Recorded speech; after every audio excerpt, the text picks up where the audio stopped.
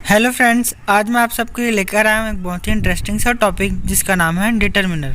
दोस्तों, डिटरमिनर इस वर्ड को पढ़कर हमें ऐसा लगता है कि ये कुछ डिटरमाइन करते हैं, तभी तो इन्हें डिटरमिनर कहा जाता है। बट ये डिटरमाइन करते किसको हैं वो हम यहाँ देखने वाले हैं। तो डिटरमिनर डिटरमाइन करते हैं नाउन को। नाउन तो आप सब जानते होंगे, किसी जगह, व्यक्ति अथवा वस्तु के नाम को नाउन कहते हैं। A determiner is a word that is placed just before a noun to introduce a noun. Determiner ऐसे वर्ड को कहते हैं जो नाउन के पहले लगकर नाउन को इंट्रोड्यूस करते हैं। Introduce it means it gives additional information about noun. Introduce का मतलब है कि नाउन के बारे में कुछ एडिशनल इंफॉर्मेशन देते हैं। फॉर एग्जाम्पल, अगर मैं कहूँ माई पेन, पेन यहाँ पर नाउन है क्योंकि ये वस्तु का नाम है, और इसके पहले जो माई लगा हुआ है वो पेन के बारे में इंफॉर्मेशन दे रहा है कि वो पेन मेरा है। तो यहाँ पर माई जो है वो एक डिटरमिनर का काम कर रहा है। और भी एग्जांपल्स हो सकते हैं जैसे कि सम वाटर, तो यहाँ पर सम जो है वाटर के बारे में इंफॉर्मेशन दे रहा है कि वाटर जो है वो थोड़ा सा है, तो यहाँ पर सम भी एक डिटरमिनर ही है। अब मैं आप लोगों को डिटरमिनर्स के टाइप्स बताता हूँ। डिटरमिनर्स के 4 टाइप्स हैं। पहला है आर्टिकल, जिसमें आते हैं ए एन द। दूसरा है क्वांटिफायर्स, जिसमें आते हैं सम, फ्यू, लिटिल, जिसको मैं आपको इसी वीडियो में बताने वाला हूँ। तीसरा है डेमोन्स्ट्रेटिव, जिसमें आते हैं दिस, दैट, दिस, दोस। चौथा है पॉजेसिव, जिसमें आते हैं माई, यूअर, हिज, देयर। इस वीडियो में मैं आप लोगों को ओनली क्वांटिफायर्स डिटरमिनर्स के बारे में बताऊंगा और बाकी सब डिटरमिनर को मैं आपको सेपरेट वीडियो में बताने वाला हूं। तो अब इतनी सारी इंट्रोडक्शन के बाद अब मैं अपना टॉपिक शुरू करता हूं, जिसका नाम है क्वांटिफायर डिटरमिनर।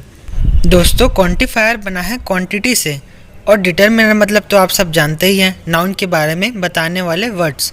तो क्वांटिफायर डिटरमिनर का मतलब हो जाएगा नाउन की क्वांटिटी बताने वाले वर्ड्स। इंग्लिश ग्रामर में बहुत से डिटरमिनर्स हैं, जिसमें some, few, a few, the few और little, a little, the little important है। मैं आप सबको 2 डिटरमिनर्स को साथ में बताता हूँ ताकि आपको इसका डिफरेंस अच्छे से समझ में आ सके। सबसे पहले मैं लेता हूँ सम और अ फ्यू। दोस्तों, दोनों का मतलब ही कुछ होता है, तो हिंदी मीनिंग से तो काम नहीं चलेगा, तो इसको हम अब नाउन से डिफर करते हैं। सम जो होता है वो काउंटेबल और अनकाउंटेबल नाउन दोनों के लिए इस्तेमाल किया जाता है, जबकि अ फ्यू सिर्फ काउंटेबल नाउन के लिए इस्तेमाल किया जाता है। तो जब अनकाउंटेबल नाउन हो तो आप हमेशा ही सम का यूज़ कर सकते हैं। For example, we need some water, हमें थोड़ा पानी चाहिए। तो वाटर तो अनकाउंटेबल है, इसे गिना नहीं जा सकता, इसलिए यहाँ सम का यूज़ किया गया है। लेकिन अगर नाउन काउंटेबल हो तो आप क्या करेंगे, क्योंकि काउंटेबल के लिए तो सम और अ फ्यू दोनों का ही यूज़ किया जा सकता है। तो ऐसे समय आप यह देखेंगे कि आपका नाउन जो है वो काउंटिंग में यदि 5 यूनिट से ज़्यादा है तो आप वहाँ सम का यूज़ करेंगे, और अगर 5 यूनिट से कम है तो आप अ फ्यू का यूज़ करेंगे। फॉर एग्जाम्पल्स, मेरे कुछ फ्रेंड्स हैं जो दिल्ली में रहते हैं और वो लगभग 5 से ज़्यादा हैं, तो मैं अपने सेंटेंस को कुछ इस प्रकार से कहूँगा, there are some friends in Delhi. इसका दूसरा एग्जाम्पल है, there are some students in the class. Class में कुछ स्टूडेंट्स हैं और वो लगभग 5-6 से ज़्यादा ही हैं। और एग्जाम्पल्स के लिए आप मान लीजिए मेरे पास जो फ्रिज है उसमें बहुत थोड़ी सी ही सब्जियां हैं जो कि लगभग 5 से कम हैं। तो मैं अपने सेंटेंस को कुछ इस प्रकार से कहूँगा, there are a few vegetables in the fridge. अब मैं आप लोगों को फ्यू, अ फ्यू और द फ्यू की तरफ लेकर चलता हूँ। दोस्तों, ये तीनों ही काउंटेबल नाउन के लिए यूज़ किया जाता है, इसलिए इसके डिफरेंस को समझने के लिए हमें सेंटेंस के सेंस को समझना पड़ेगा। मैं पहले आपको फ्यू को समझाता हूँ। फ्यू सेंटेंस की निगेटिव मीनिंग को शो करता है। For example, few pages are left for my assignment. मेरे पास असाइनमेंट के लिए थोड़े ही पेज बचे हैं। मतलब कि मैं नेगेटिव बात कर रहा हूँ और मैं संतुष्ट भी नहीं हूँ, क्योंकि मेरे पास बहुत थोड़े से ही पेज बचे हैं और इसमें मेरा काम नहीं हो पाएगा। दूसरा एग्जाम्पल है, फ्यू टीचर्स टीच वेल। कुछ ही टीचर्स हैं जो अच्छा पढ़ाते हैं, मतलब मैं संतुष्ट नहीं हूँ क्योंकि वे कुछ ही हैं, ज़्यादा नहीं हैं, जो अच्छा पढ़ाते हैं। तो यहाँ जो सेंटेंस का सेंस है वो नेगेटिव है, इसलिए यहाँ फ्यू का यूज़ किया गया है। अब अगर आपको फ्यू का यूज़ समझ में आ गया हो तो अ फ्यू आपके लिए कठिन नहीं होने वाला है, क्योंकि इसमें जस्ट उसका अपोजिट होने वाला है। मतलब कि हम अ फ्यू का यूज़ सेंटेंस की पॉजिटिव मीनिंग को शो करने के लिए करने वाले हैं। फॉर एग्जाम्पल, किसी ने मुझसे पूछा क्या तुम्हारे पास खर्च के लिए पैसे हैं, तो मैंने उससे पॉजिटिव सेंस में कहा हाँ मेरे पास थोड़े पैसे हैं, ज़्यादा तो नहीं पर मुझे जितनी ज़रूरत है उतने मेरे पास हैं। मतलब कि मैं संतुष्ट हूँ, मैं उसी कम अमाउंट को पॉजिटिव सेंस में कह रहा हूँ। तो मैं अपने सेंटेंस को कुछ इस प्रकार से कहूँगा, I have a few money. इसका दूसरा एग्जाम्पल है, I have a few apples. मेरे पास थोड़े से सेब हैं, ज़्यादा तो नहीं पर हाँ थोड़े से ज़रूर हैं जिससे मेरा काम चल जाएगा। तो यह सेंटेंस भी पॉजिटिव सेंस को शो कर रहा है, तो इसलिए मैंने यहाँ भी अ फ्यू का यूज़ किया हुआ है। अब आता है the few. The few all that is left. मतलब जब हमारे पास जितना है उस पूरे की बात हम करते हैं तो वहाँ द फ्यू का यूज़ करते हैं।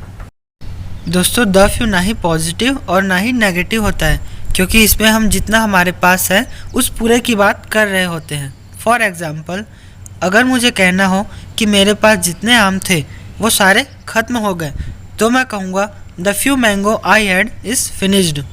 और भी एग्जाम्पल्स है, जैसे मुझे कहना हो कि अब मेरे पास जितना भी दिन बच गया है मैं उसे अपनी स्टडीज़ को दूंगा, तो मैं कुछ इस प्रकार से कहूँगा the few days I have I will spend on my studies. मतलब कि मेरे पास अब जितना भी दिन बच गया है उसे मैं अपनी स्टडीज़ को दूंगा। तो यहाँ आप देख सकते हैं कि मैंने जितना भी बच गया है उस पूरे की बात कर रहा हूँ, इसलिए यहाँ द फ्यू का यूज़ किया गया है। अब मैं आपको लिटिल, अ लिटिल और द लिटिल की तरफ लेकर चलता हूँ। अगर आपको फ्यू, अ फ्यू और द फ्यू अच्छे से समझ आ गया है तो इसे समझने में अब देर नहीं लगने वाली, क्योंकि इसमें भी अब सेम कॉन्सेप्ट ही यूज़ होने वाले हैं। बस इस बार जो हमारा नाउन होगा वो अनकाउंटेबल हो जाएगा। लिटिल भी फ्यू की तरह ही सेंटेंस की निगेटिव मीनिंग को शो करता है। फॉर एग्जाम्पल, अगर मुझे कहना हो कि तुम पढ़ाई में बहुत थोड़ा सा ही टाइम क्यों स्पेंड करते हो, मतलब तुम्हें इसमें और ज़्यादा टाइम देना चाहिए, तो मैं सेंटेंस को कुछ इस प्रकार से कहूँगा, why do you spend little time on your studies. क्योंकि मैं निगेटिव बात कर रहा हूँ, मैं संतुष्ट नहीं हूँ उसकी पढ़ाई से, इसलिए मैंने लिटिल का यूज़ किया है। और मान लीजिए किसी व्यक्ति ने मुझसे कहा कि तुम्हें अब जिम जाना चाहिए, तो मैं उससे कहूँगा आई हैव लिटिल टाइम। मतलब मेरे पास थोड़ा सा ही टाइम है, मैं नहीं जा पाऊँगा। मैंने अपने सेंटेंस में लिटिल लगा दिया है, इसलिए वो व्यक्ति अब समझ जाएगा कि हाँ ये नहीं जा सकता, तो ये नेगेटिव बात हुई। दोस्तों अगर यहीं पर मैं अ लिटिल लगा दूं तो सेंटेंस की पूरी मीनिंग बदल जाएगी। उसकी मीनिंग ये हो जाएगी कि हाँ मेरे पास थोड़ा सा टाइम है, मैं जा सकता हूँ। अब आते हैं अ लिटिल की तरफ। तो अब तो आप समझ ही गए होंगे कि अ लिटिल भी अ फ्यू की तरह ही सेंटेंस की पॉजिटिव मीनिंग को शो करता है।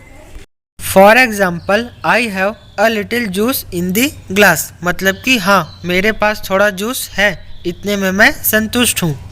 दूसरा एग्जाम्पल है, I have a little knowledge. हाँ मेरे पास थोड़ा नॉलेज है जिससे मेरा काम हो जाएगा। अब आते हैं द लिटिल की तरफ। मतलब कि ऑल दैट इज लेफ्ट, जितना भी है उस पूरे की बात हम करने वाले हैं। द लिटिल भी द फ्यू की तरह ही ना पॉजिटिव होता है ना ही निगेटिव होता है। फॉर एग्जाम्पल, अगर मेरे पास जितने भी पैसे हैं वो सारे खत्म हो गए, the little money I had I have spend it. मैंने इस एग्जाम्पल में पूरे पैसे की बात की है, इसलिए मैंने यहाँ द लिटिल लगाया है। दूसरा एग्जाम्पल है, the little confusion I had about determiner is cleared. मेरे जितने भी कन्फ्यूज़न थे डिटर्मिनर्स को लेकर वो अब क्लियर हो गए हैं। दोस्तों आपकी कन्फ्यूज़न क्लियर हुए कि नहीं ये मुझे कमेंट कर ज़रूर बताइए। और इसी तरह इंग्लिश के टॉपिक्स को सीखने के लिए हमारे चैनल को सब्सक्राइब करें और इस वीडियो को शेयर करें। Thank you.